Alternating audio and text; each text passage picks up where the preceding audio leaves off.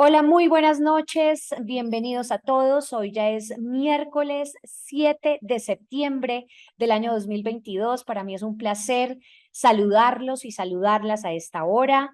Sé que muchos llegan a conectarse muy rápido, otros están llegando de sus trabajos, otros están tal vez en un trancón y dicen, bueno, voy a conectarme, que sea lo último que oiga pues de conexión con el mundo exterior, estas historias tan duras y tan dolorosas, pero tan necesarias de conocer, que son las historias recopiladas en este volumen testimonial del informe de la Comisión de la Verdad, volumen que ha sido dirigido por el comisionado Alejandro Castillejo, que ya lo hemos tenido en algunas oportunidades acá.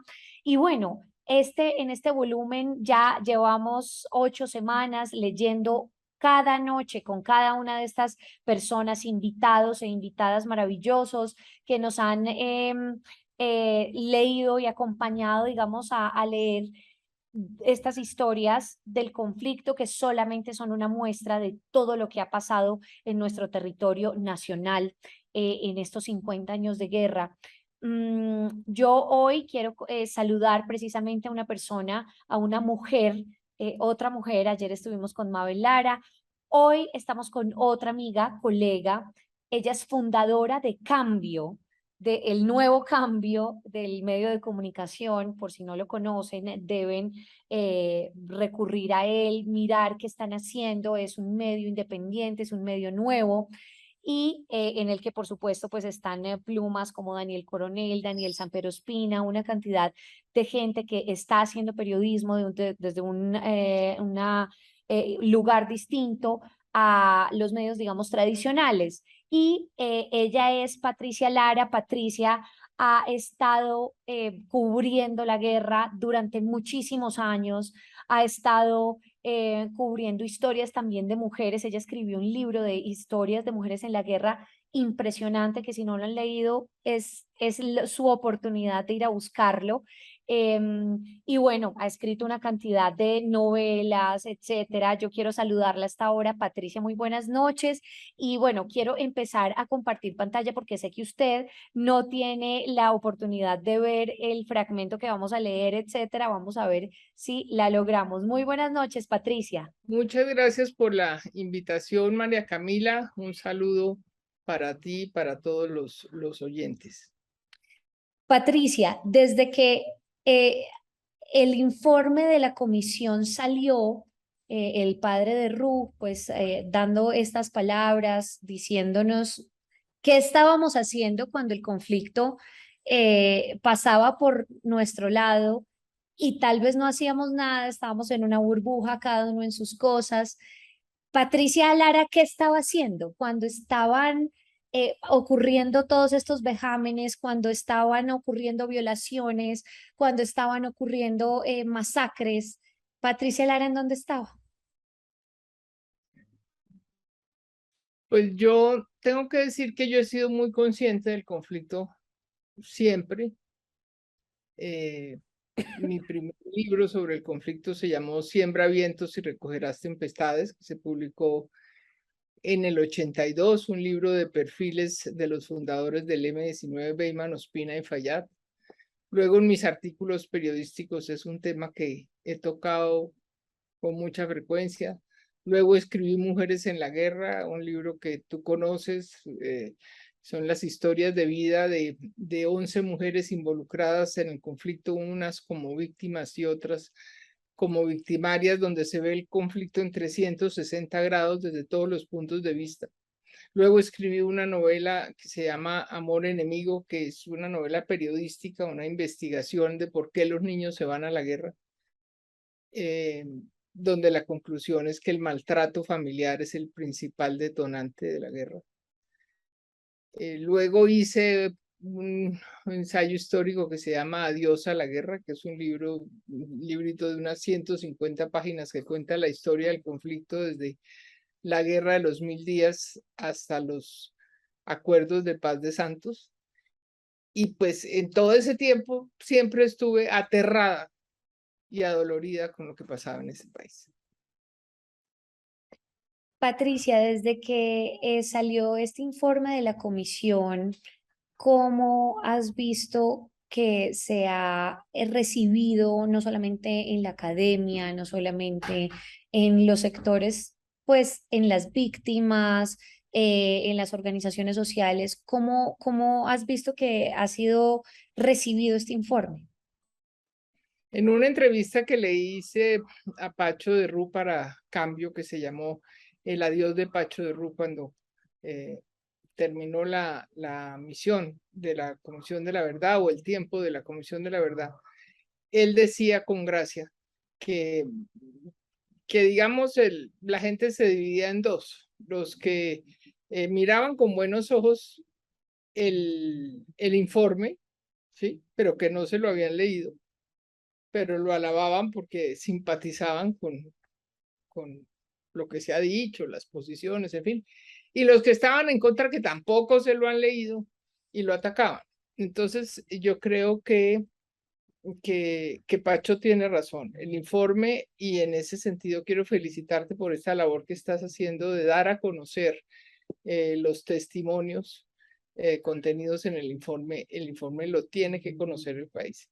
Yo le sugerí a Pacho, y me dijo que eso era muy importante hacerlo, que hicieran unos resúmenes eh, de manera que la gente tenga acceso a eso, porque 10.000 páginas no se las va a leer sino muy poquita gente, muy poquita gente. De todas maneras, sí creo que por todo lo que se ha dicho en los distintos medios, por toda la acción anterior de la Comisión de la Verdad, que fue fantástica, esas reuniones, esos enfrentamientos, digamos, entre víctimas y victimarios, por toda la labor que se hizo con el tema étnico, con el tema de género, el tema de población LGTBI, el país sí ha recibido, digamos, información sobre lo que hizo la Comisión de la Verdad y sobre todo sobre que es posible reconciliarse y que es posible comenzar a vivir en una Colombia distinta. Pero habría que buscar una fórmula, y en ese sentido estoy completamente de acuerdo en que se busque cómo llegar a los colegios con esa información. Como él me decía a mí, en Alemania es obligatorio en todos los colegios que los niños sepan qué pasó en el Holocausto, De acuerdo. De de acuerdo. manera que se conozca el informe de la Comisión de la Verdad. Patricia, de tantos años de estar cubriendo el conflicto armado, ahora pues llega un gobierno distinto al que, pues muy distinto, extremadamente distinto al que veníamos de hace 4 años. Y al parecer pues se está viendo algo distinto, no solamente con acercamientos, por ejemplo, como con grupos con el del ELN, sino también con distintos grupos armados, y se está viendo un poco más de cercanía en los territorios con las comunidades. ¿Hay alguna esperanza distinta a lo que ya veníamos viendo en temas de negociación con grupos armados? Pues que antes no había esperanza. Bueno, sí, pero sí podemos esperar algo distinto, por ejemplo. Sí, yo creo que en lo que más posibilidades tiene Petro de acertar y de ser exitoso es en la política de paz. Yo creo que la aproximación de buscar la negociación, el diálogo, como él lo está haciendo, es la correcta. Todas las demás cortapisas y condiciones y precondiciones y etcétera que se ponían antes, lo que se derivaba de eso eran muertos y muertos y muertos. Pues ojalá eso de verdad pueda cambiar por el país, no solamente por Petro, sino pues por el país de verdad que necesita llegar y caminar. Yo no sé ese término de paz total. ¿Tú crees en ese término de la paz total? Yo creo en el término de la paz casi total. Ok, ¿Y en qué sentido casi total?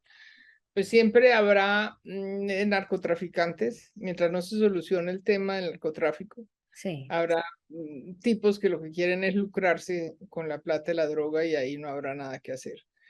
Pero, pero sí creo en la paz casi total y creo en la aproximación de los diálogos regionales, que lo que pasa en las distintas regiones es completamente distinto entre sí, es decir, no se puede equiparar lo que pasa en la costa con lo que pasa en el Pacífico, y ni se puede, ni mucho menos mirar con ojos de Bogotá, que ha sido uno de los principales problemas en el pasado, que todo se mira con ojos de Bogotá y Bogotá no tiene ni idea en qué va el país. De acuerdo, de acuerdo.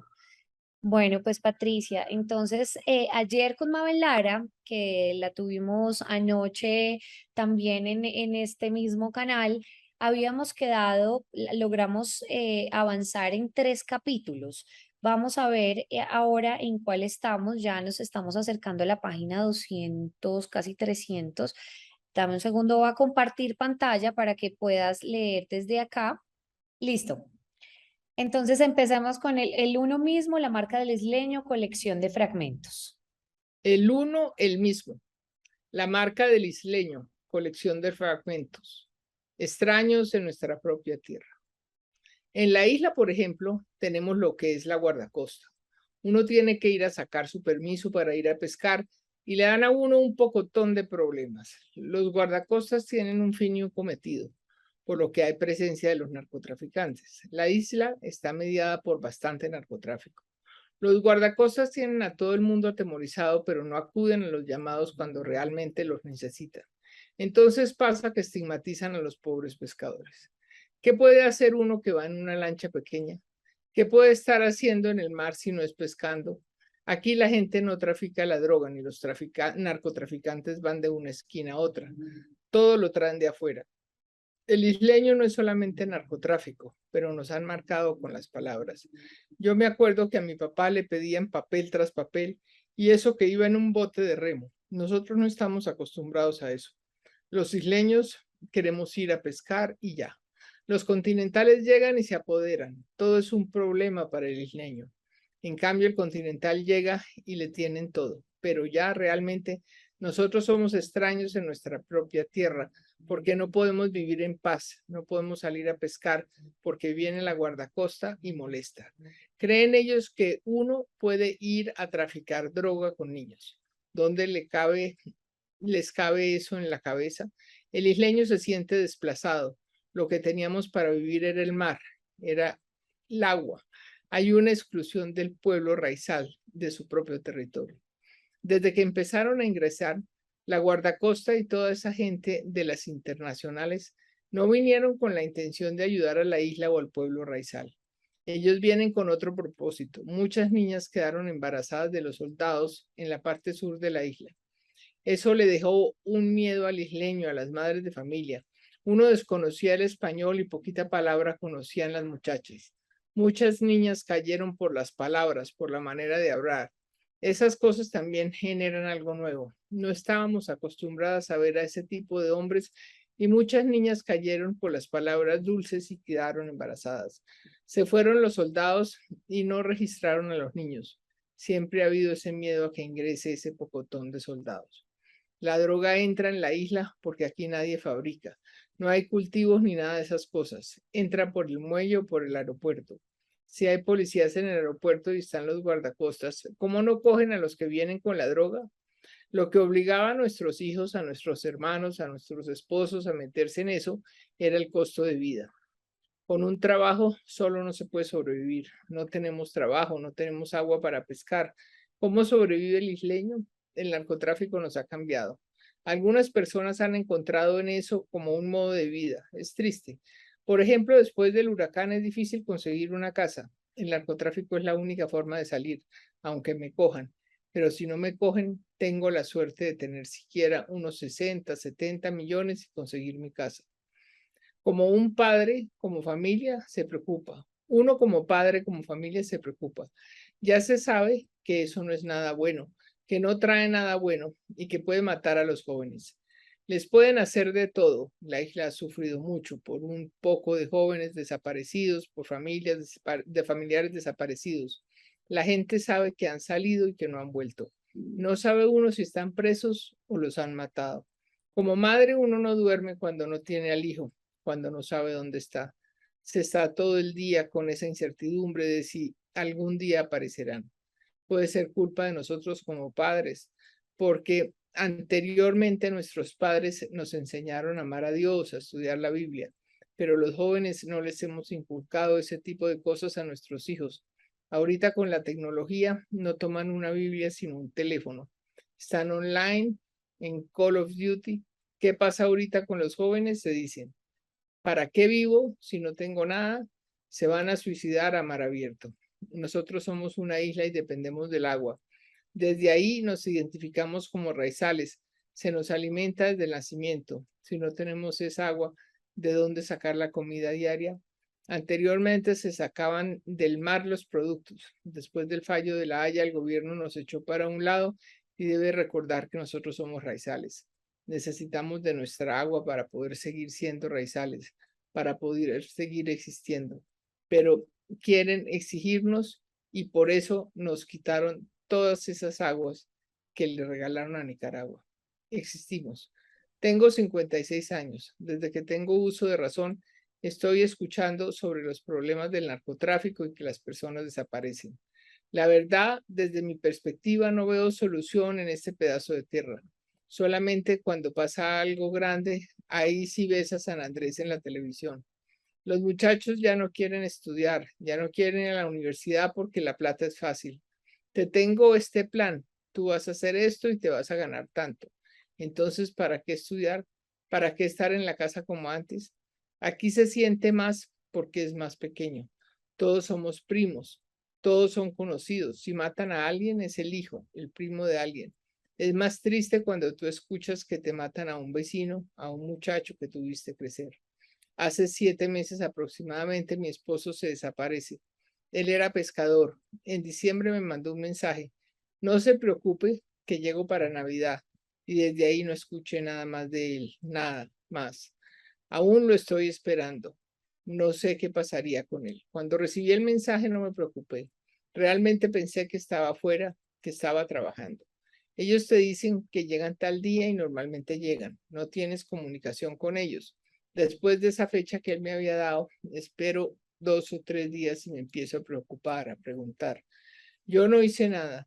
Me quedé tan en shock que no moví nada. Los amigos lo empezaron a buscar, pero yo personalmente no hice nada. Realmente, espere y espere y espere y nada. Me quedé esperando hasta 7 meses. Los amigos no pudieron hallar nada. Se sumó. No es la primera vez ni la primera familia. Mucha gente ha salido y mucha gente ha estado en la misma situación por años. A nadie le importa y yo no tengo dinero para contratar un grupo de gente que quiera salir a buscar. Nadie dice nada y la que queda con el dolor, la desesperación, la angustia y el desespero es la familia realmente. Eso sí que nos afecta bastante económicamente, sentimentalmente, psicológicamente. No sabemos qué pasará en el mar. Colombia debe tener más corazón hacia este pedazo de territorio, saber que esto también forma parte de ella. También existimos. Que se acuerden que hay un lugar en Colombia que se llama Providencia y que lo tienen bastante olvidado. El mar. Nos quitaron aquello que no saben qué valor tiene para nosotros. Eso está mal. De eso vivíamos, de eso vivimos. Eso es lo que pasa acá. Nos quitaron el territorio, les quitaron parte del corazón a las personas. Muy duro y sobre todo ahorita, Patricia, que pues ha salido y todavía lo que tenemos que nosotros investigar como periodistas después del huracán, toda la parte de reconstrucción en Providencia. Yo que estuve allá eh, y que logré ver cómo no tuvieron en cuenta la comunidad, se trató de tener en cuenta en un principio, pero como ellos, pues como raizales, querían ciertas cosas de cómo vivir, de cómo querían que fueran sus casas, etcétera, al final no les importó y no los tuvieron en cuenta para nada. Y lo que hicieron fue, por ejemplo, casas en acero, casi en su mayoría, cuando pues allá ese material no sirve, no funciona, se oxida y contrataron unos materiales con sobrecostos, en fin. Entonces, yo creo que es preocuparnos y ocuparnos más que preocuparnos, sino ocuparnos de esas comunidades raizales y de esas comunidades que están tan lejos y que probablemente a nosotros en la capital, como periodistas, etcétera, casi nuestro foco nunca está en ellos, ¿no?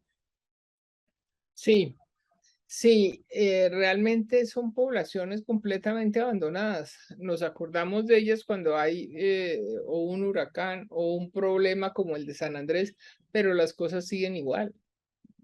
Y no somos conscientes, por ejemplo, del impacto del conflicto con Nicaragua, el impacto en los pescadores que se quedan sin posibilidad de pescar donde pescaban. Eso es muy complicado. Yo creo que el país le hace mucho daño ese centralismo.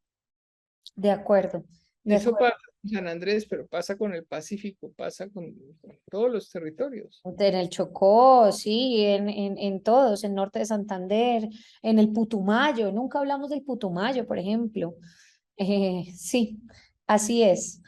Vamos con Nadie quiso creerme. Si quieres, sigue tú y yo hago el último, leo el último capítulo. Perfecto. Ya casi terminaba mis estudios. Les estaba dando clase a unos niños de preescolar en el kilómetro 24 de la vía Valledupar en una comunidad indígena. La Sijín llegó vestida de civil. Un grupo de hombres me agarraron, me sindicaban de guerrillera. Querían que yo les diera el nombre de un jefe guerrillero del Frente 27. Según ellos, yo pertenecía a una banda que le pasaba armas a la guerrilla. Así que me agarraron. Agarraron a todos los guayú que estaban ahí. Me maltrataron y me revolcaron en tunas. Todas las marcas que tengo en la piel es por la tuna. Quedé irreconocible. De lógica, ellos me iban a matar después de esa paliza, pero mi familia iba en un carro para la finca y reconocieron el otro carro donde yo estaba. La gente se bajó y ellos no pudieron terminar conmigo. Me trajeron hasta Riohacha. Luego me metieron a la policía y me pasaron directo para la cárcel donde duré un año. Mi familia casi no me reconocía de tanta paliza que me dieron. Mi caso fue la primera vez que una persona quedó viva, una de todas las que habían pasado sin que quedaran pruebas. Yo traté de olvidarme de todo porque todo el mundo se olvidó de mí. Yo era muy joven, tenía 25 años y mi familia, todos, nomás quedó mi papá conmigo. De resto, ni mi mamá ni nadie. Todo el mundo se olvidó de mí porque aquí en La Guajira la mujer pues era intocable. Aquí no mataban mujeres. Aquí uno era muy sagrado y más en la ley de nosotros, las Guayú. En ese tiempo eso era algo gravísimo, algo que no se perdonaba. Creo que lo desterraban a uno. Mi familia se alejó de mí porque yo era una vergüenza. Mi mamá me inventó muchas películas para que me fuera. Inclusive la familia de mi esposo le decía que cómo iba a vivir con una persona delincuente que había salido de la cárcel, que se iba a buscar un problema.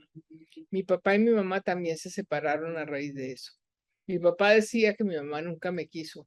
Él se fue de la casa y ahora vive con otra mujer. Mi mamá todavía es la hora que no me menciona cuando le preguntan sobre sus hijos. Si algo te dice que soy la oveja negra, la mala.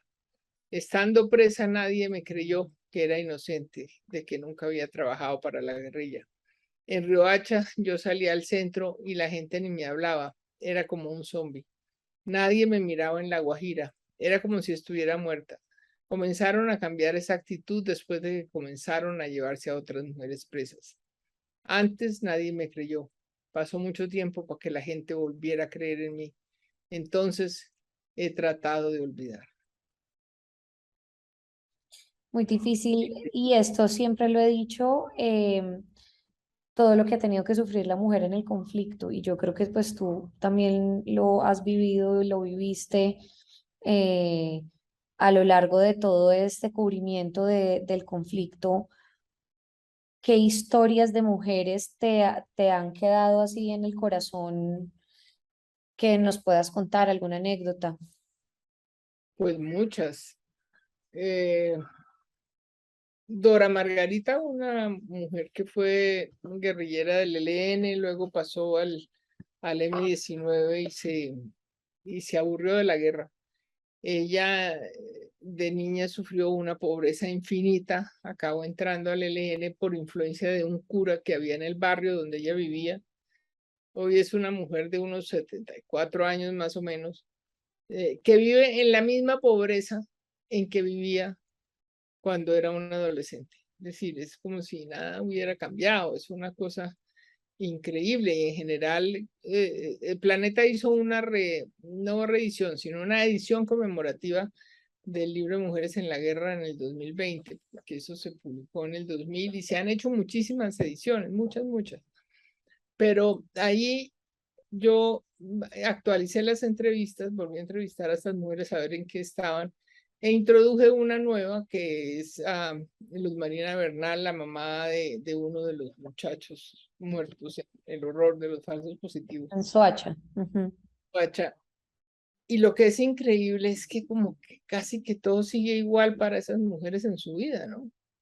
Y el abandono del Estado y la mamá del soldado, es decir, un tipo que fue secuestrado no sé cuántos años por las FARC, 13 años o algo así, entonces no tiene pensión, no tienen empleo, no tienen nada. El Estado se olvida de su gente. O la historia de Margot León Gómez de Pizarro, que es la mamá de Carlos Pizarro, muy impresionante porque ella fue una mujer, hija de militar, esposa de comandante de las Fuerzas Armadas y madre de 5 hijos, de los cuales 3 le resultaron guerrilleros. Entonces, en ella se confluye todo el conflicto colombiano, o la desplazada que huye de todas las violencias y se va de un lado para otro con sus hijitas a buscar vida porque la desplazan las FARC, la desplaza el ejército, la desplazan los paramilitares, la desplaza el ELN. Es aterrador. Ahí es donde cabe la pregunta de Pacho de Rú, ¿dónde estábamos cuando pasaba todo eso? Sí, hemos visto historias y eso que pues no estamos leyendo el volumen de género que es terrible. Yo alcancé a leer un par de capítulos en Casa Casa Ensamble con Alejandra Borrero, que me invitaron y pues obviamente pues son capítulos muy difíciles de violaciones a mujeres indígenas, a mujeres campesinas, a mujeres en las FARC, a mujeres en fin, en todas partes, y siempre la mujer no solamente ha tenido ese tipo de violencia, ha pasado por ese tipo de violencia, sino que además le han tenido que sacar a su hijo de su casa para reclutarlo, le han tenido que sacar a su esposo, le han devuelto en restos, en huesos a sus familiares, en fin, así que el dolor que ha tenido que atravesar la mujer es Y bien. es terrible porque en muchos casos, además de que las violan, sus Mm, parejas, sus esposos las rechazan después y las culpan y las maltratan. la revictimiza nada más, sí. Sí, las consideran putas. Sí. Bueno, es terrible, es terrible. Muy difícil. Bueno, vamos entonces y nos vamos a situar en la página 299. Una sola casa grande. Nuestras relaciones con los Gatsé, los no gitanos en general, han sido buenas, porque nosotros los gitanos, la mayoría de los que vivimos aquí, hemos nacido en Colombia. Los viejos que vinieron ya no están. Hay gente que nos conoce y pregunta, ¿y eso qué es? Pero siempre ha sido esa dinámica, por lo menos aquí en la costa, pues nosotros hemos caminado todos los departamentos de la costa. Actualmente nuestro negocio es compra y venta o fabricación de monturas. Siempre hemos tenido nuestros límites frente a los galló, los no gitanos. Le compro un caballo o le vendo una montura o hago algún negocio con ellos. Siempre ha sido lo estrictamente necesario. Por lo menos aquí nosotros tenemos muchachos que han nacido en San Pues. Yo vine aquí muy niño y de pronto en alguna ocasión hayan tenido algún conflicto con otro muchacho y uno ha escuchado cosas como ustedes no son de aquí. Yo soy colombiano, usted mira mi cédula y soy sucreño, pero la gente siempre nos mira a nosotros como que no somos de aquí. De pronto no se ha hecho un trabajo de concientización. No, todos vivimos en una sola casa grande y hay todavía esas discriminaciones. Nosotros de alguna manera nos hemos sentido viviendo en una casa grande de invitados, como huéspedes. Y cuando uno vive en una casa como huésped, uno trata de tener una buena relación con las personas. Con el gobierno siempre ha habido un poco de temor, y lo digo con todo el respeto, porque históricamente el pueblo gitano fue perseguido. Eso no es un secreto. En otros países, en Europa, mis bisabuelos eran de Hungría y en el tiempo de la guerra, tanto los judíos como los gitanos fuimos buscados, perseguidos, asesinados, quemados, aunque del pueblo gitano se habla muy poco de todo lo que sufrimos, pero nosotros lo sabemos porque nos lo han contado de generación en generación. La palabra gallo es a todo aquel que no sea gitano. En la época más cruda de la violencia, nosotros nos sentíamos desprotegidos porque para ir a poner una denuncia de algo que nos sucedía con un gallo de cualquier grupo, teníamos que ir a donde otro gallo que para nosotros son la misma familia, aunque tengan ideologías y pensamientos diferentes. Pero para nosotros todos son Gatsé. Y por esa razón, muchas cosas hasta el día de hoy no se saben. Muchas malas experiencias nos las contábamos entre nosotros mismos, nunca las decíamos a las instituciones porque para nosotros todos son Gatsé. Alguna vez fuimos a Cumpaña, creo que a la de Cúcuta, cuando comenzó el proceso de reconocimiento con el DANE, a hacer un censo de la Cumpaña, y me invitaron porque tengo familia y gozo de buena reputación con la Cumpaña de Cúcuta y otras Cumpañas. Ya Cúcuta se había demostrado, o sea, había mostrado reacia a cualquier tema con el gobierno.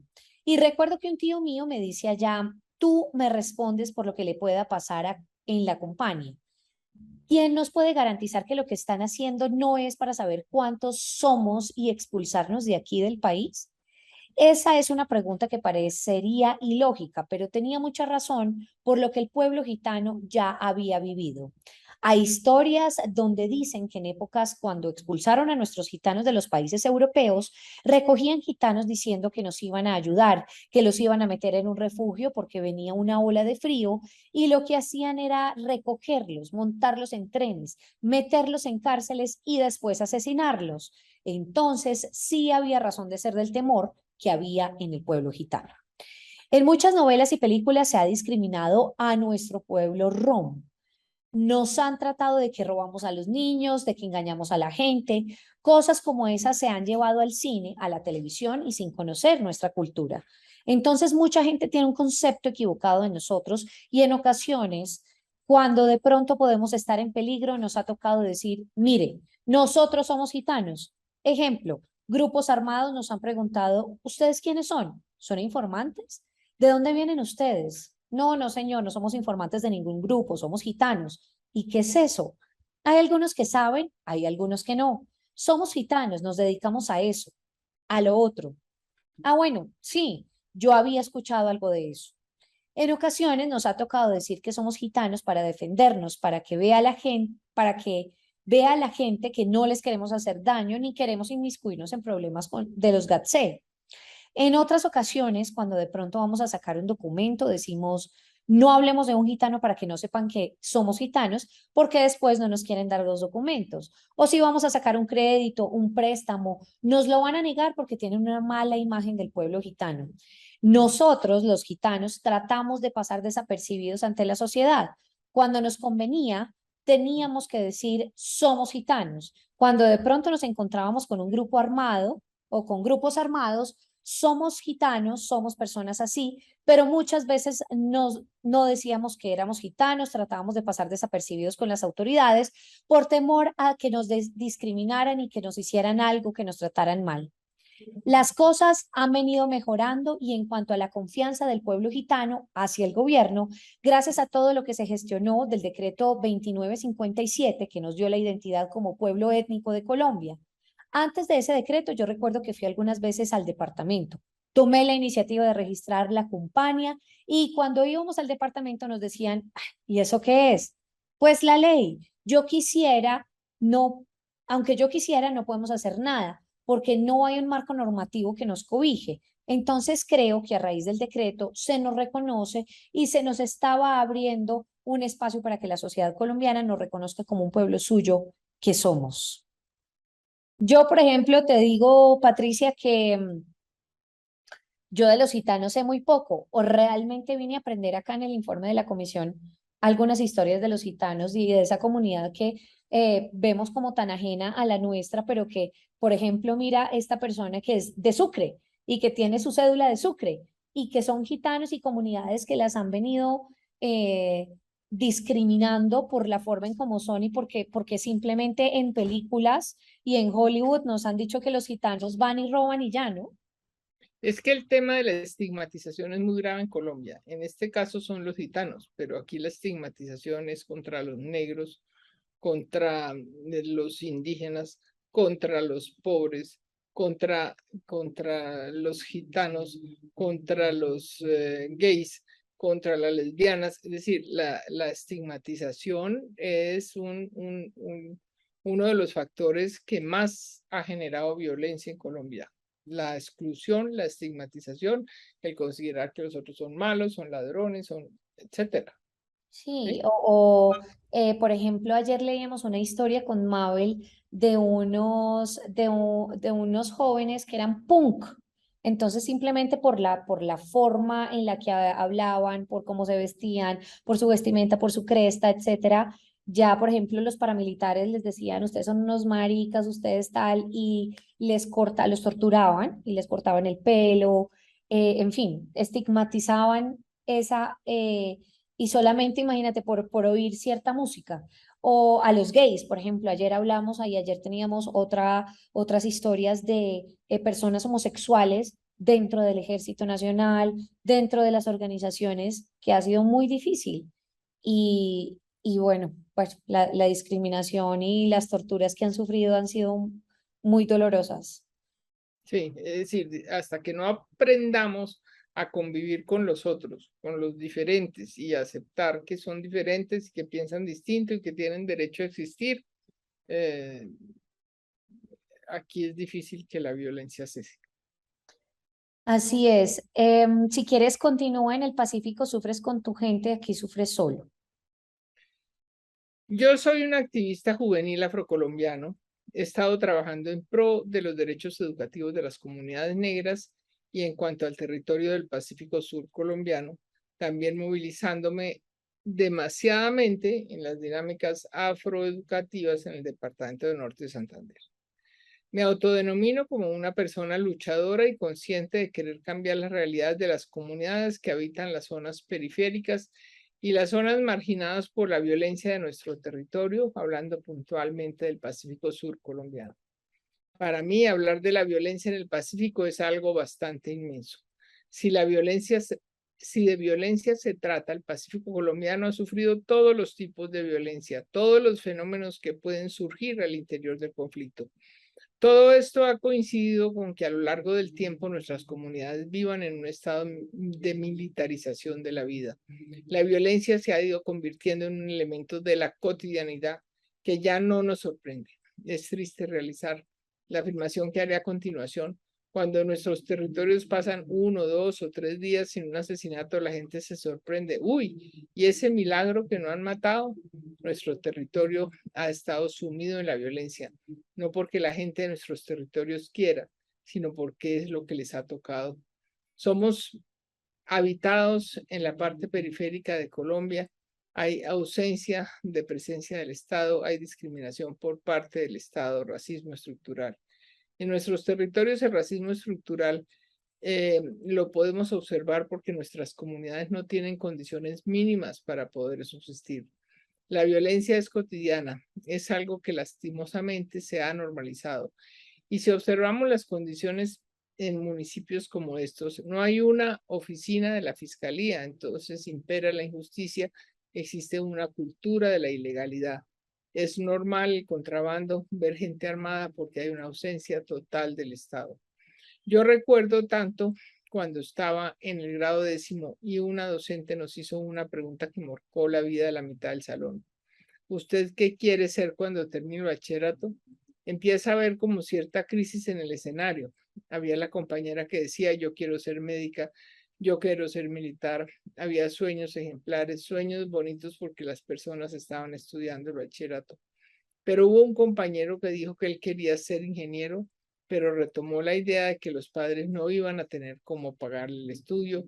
Entonces dijo que ya no iba a volver a estudiar porque para qué terminar el bachillerato si no iba a poder hacer una carrera profesional. Esa reflexión hizo hincapié en varios de mis compañeros y el otro día ya no vinieron 5 a clase, decidieron irse a trabajar, ir a ayudar a sus familias antes que estar perdiendo el tiempo en los colegios, porque si ellos querían estudiar, los padres no iban a tener cómo.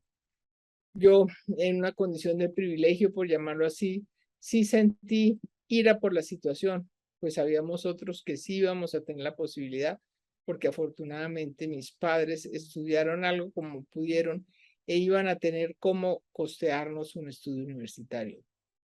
Pero luego ya yo no quería estudiar porque dije, caramba, no pueden estudiar los míos y yo sí voy a poder estudiar. Por las condiciones que se encontraba mi familia, decía, mejor ingreso a la policía, empiezo a ganar dinero, hago un préstamo y le hago una casa a mi mamá para que viva feliz. Ese era mi imaginario. Llegué a Norte de Santander a estudiar investigación judicial para poderme hacer un título técnico e ingresar fácilmente a la policía, pero en ese trayecto el ejército me reclutó. Hicieron una jornada dizque para definir la situación militar. Yo estaba estudiando criminalística y ya no salimos más. Es que el que no tiene cómo comprar la libreta militar debe prestar el servicio militar de forma obligatoria. Yo vi que en esas instituciones existe control jerárquico, hay mandos medios, mandos altos, y en cuanto a una escala, ninguno de los mandos o muy pocos de los mandos medios son personas afro. Y si hablamos de los mandos altos, no miras ninguna persona afro. Hay maltrato en las instituciones por el hecho de tú ser afro. Los mandos medios y altos no respetan la diferencia y te maltratan a ti por cómo tú hablas, por cómo tú eres. No te llaman por tu apellido, sino negro, venga acá tal cosa, negro. Todo es la palabra negro. El negro es el sujeto fuerte, el negro debe aguantar más que los otros soldados porque es negro. Y hacemos asociación a los negros como aquel peón fuerte que puede soportar todo como una bestia. Se vive bastante el trato peyorativo al interior de las fuerzas militares, o en ese entonces yo lo viví. Por eso decidí no continuar, porque a pesar de que se le presta un servicio al Estado, eres maltratado y marginado. Cuando salí, retorné a mi pueblo y como en el imaginario de nuestras comunidades y del conflicto, todo aquel que presta servicio militar o el que está asociado a un grupo militar es militar, entonces me dieron el ultimátum de que no podía estar en el municipio porque yo iba en contra de todo lo que ellos eran, porque eran dos grupos, un grupo institucional, el Ejército Nacional, al que yo ya no pertenecía, aunque yo solo presté el servicio militar, pero como lo presté, entonces o era militar o era informante del ejército, por eso no podía estar. Me tocó desplazarme de mi municipio, llegué nuevamente a Cúcuta, norte de Santander, y fue allí cuando observé las injusticias, empecé a estudiar derecho. Cuando llego a la ciudad de Cúcuta, para mí era traumático montarme en una buseta, porque a pesar de que traía mi carga de la violencia, llego al territorio y me monto en las busetas y a las personas les da como miedo y a la vez asco sentarse al lado mío por ser un sujeto diferente a ellos, por ser un hombre negro. El desplazamiento forzado se convierte en esa práctica de desintegración familiar y cultural, pero también de muerte de esas raíces. Puedo tratar de ejemplificarlo de la siguiente forma. Hablemos de una planta o de un árbol. Cuando el árbol ya está grande y tú lo sacas de tu territorio, de donde está sembrado, tú lo sacas con las raíces y con un poquito de tierra y lo quieres sembrar en otro lugar. Tú le haces su hueco y lo siembras. Hay el mínimo de posibilidades de que ese árbol grande pueda subsistir en ese nuevo lugar por lo que representa el territorio. No es lo mismo un árbol que tú lo hayas sembrado en clima frío. Nunca te va a sobrevivir si lo siembras en un clima caliente. Eso pasa con las comunidades víctimas de desplazamiento forzado. Tú arrancas a esa familia de su espacio geográfico, cultural, donde ejerce sus prácticas tradicionales de producción y las quieres sembrar en otro lugar diferente a su cultura, sus orígenes, sus formas de adaptación. Entonces, de la misma forma como muere el árbol, es muy probable que mueran las comunidades, puntualmente los mayores, porque no es lo mismo sacar ese mismo árbol cuando está apenas creciendo y sembrarlo en un territorio diferente. Hay más probabilidad de adaptación. Si observamos en esa misma metáfora la carga que llevan nuestras comunidades al llevar a una ciudad que desconoce esas culturas, las raíces, las historias de esos pueblos, empiezan a vivir una doble afectación, conflicto armado y discriminación que vivimos las comunidades o racismo. Entonces, al llegar a esos territorios es difícil adaptarnos a la cultura, conseguir los medios para la subsistencia y aparte de eso, es más complejo recibir el rechazo social. No es lo mismo un sujeto negro que vive el conflicto en el Pacífico que el que vive el conflicto en un territorio diferente al de él, porque geográficamente hablando el territorio norte santanderiano está cargado por las dinámicas de la frontera, por las dinámicas de la migración y que en muchos de los casos las poblaciones negras que llegaron a esos territorios llegaron a nada más como un puente de movilidad hacia Venezuela. En cambio, a pesar de que en el Pacífico vivimos la violencia, existe el aliciente de poder decir, bueno, estoy en la violencia, pero estoy en mi casa. Pero acá tú estás solo. En el Pacífico sufres con tu gente, acá sufres solo. Qué triste, ¿no? Ay, sí, sí, y Sí, esa, sí, ahí está el tema del racismo, de la total, discriminación total. y del estar habituados a la violencia. Qué raro que hoy no han matado a alguien. ¿Qué tal eso, ah?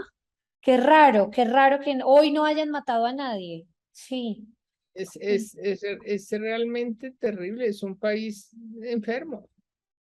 Y yo sí creo que los gobiernos debían tener esa aproximación al problema, es decir, darse cuenta de que este es un país enfermo, un país que todo el país necesita terapia, porque por una parte hay el 20% de víctimas, 20% de un país, 10 millones de víctimas, eso es una locura. Y por otra parte, los que no son víctimas directas hemos estado mirando y oyendo por los noticieros y por la televisión y por los periódicos todos estos horrores. Entonces, todos estamos contaminados de esa locura de estar habituados a la violencia y que nos parece normal.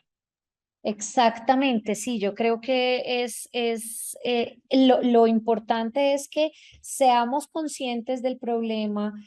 Se siguen presentando casos de discriminación racial, de discriminación, de todo el tipo de discriminación que hemos visto, pero lo importante es que seamos conscientes que no se repita y que si se repite podamos tener esa gallardía de denunciarlo.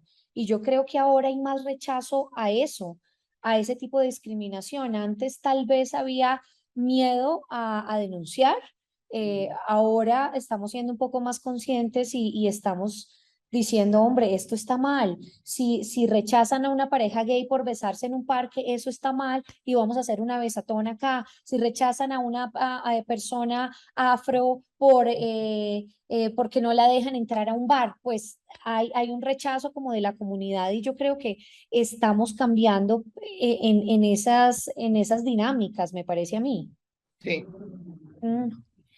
Sí, porque, Patricia, yo sé que ya casi te tienes que ir, sí. pero ya en estos 5 minuticos que nos quedan, quería primero que todo hablar de cambio, porque desde el periodismo ejercemos en los distintos medios de comunicación y podemos incluso construir país desde el oficio. Mucha gente estaba anhelando cambio, mucha gente estaba esperando ese medio de comunicación distinto. ¿Cómo les ha ido? ¿Cómo lo ha recibido la gente en medio de este proceso, en medio de este cambio de gobierno? En fin, ¿cómo les ha ido? ¿Cómo les ha ido al grupo de fundadores? Quiero que nos cuentes un poco de eso. Bueno, esa fue una locura infinita porque fundar un medio cuando se están cerrando medios es una locura, pero en el país definitivamente hacía falta eh, un nuevo medio en el cual la gente pudiera creer. Yo creo que la credibilidad, o no, yo creo, sino en las encuestas está clarísimo que los medios tradicionales han perdido muchísima credibilidad. Y bueno, Cambio es un medio digital presidido por Daniel Coronel, dirigido por Federico Gómez Lara, con una nómina de periodistas independientes que está comprometido con contar la verdad. Gústele a quien le guste y disgústele a quien le disguste. Y eso lo ha reconocido la gente, nos ha ido muy bien en suscripciones porque aspiramos a depender básicamente de las suscripciones y de nuestros lectores. Nuestros jefes son los lectores De manera que vamos muy bien y los invito y las invito a que se suscriban. Suscripciones.cambiocolombia.com. Es muy fácil, ¿no? Uno entra a suscripciones y ¿cuánto vale y por cuánto tiempo, Pati? Pues hay distintas opciones. Hay una con renovación automática de 69.000 pesos anuales. Imagínense. Hay otra de 79.000 pesos anuales sin renovación automática y ahora salió una nueva modalidad de 8.800 mensuales tal vez con renovación automática. Entonces es barato y es muy buena información permanente porque esto no es un medio semanal, es un medio diario. Eh, Ujú, y, y estamos ensayando formatos interesantes y divertidos. ujú. No es un medio aburrido, de manera pues que bienvenidos a Cambio. De hecho, muchas gracias, Patricia. Somos más, cada vez más los suscriptores y para las personas pues que tal vez no habían tenido la posibilidad de chequearlo, pues pueden ir a Cambio Colombia, ¿no? www.cambiocolombia.com. Cambiocolombia.com y ven ahí, hay una cantidad de periodistas, unos, digamos que hasta ahora se están conociendo, otros que ya vienen de otros medios de comunicación, pero que Ahí son periodistas escriben independientes. plumas muy reconocidas, como Daniel Coronel, como Joey Ackerman, como Enrique Santos Calderón. Bueno, de manera que María Jimena Duzán, Ujú. de manera pues que bienvenidos y bienvenidas a Cambio. Muchísimas gracias, Patricia, por haber estado esta noche acá en estas nuevas lecturas en voz alta del volumen testimonial del informe de la comisión. Gracias por ese periodismo que estás ejerciendo desde Cambio. Invitamos a todas las personas que, si no se han suscrito, pues que se suscriban también a Cambio. Van a encontrar unas historias impresionantes, no solamente historias, sino cubrimientos de personas que incluso Alfredo Molano, que estuvo acá en estas lecturas, está en los territorios, está haciendo historias y bueno, ahí los esperamos y los vemos con nuevas columnas y nueva información. Un abrazo gigante, Pati. Gracias a ti, María Camila, por la invitación y esperemos que la violencia comience a ceder, por favor. Gracias a todas las personas también que se conectaron. Un abrazo para todos. Gracias. Gracias.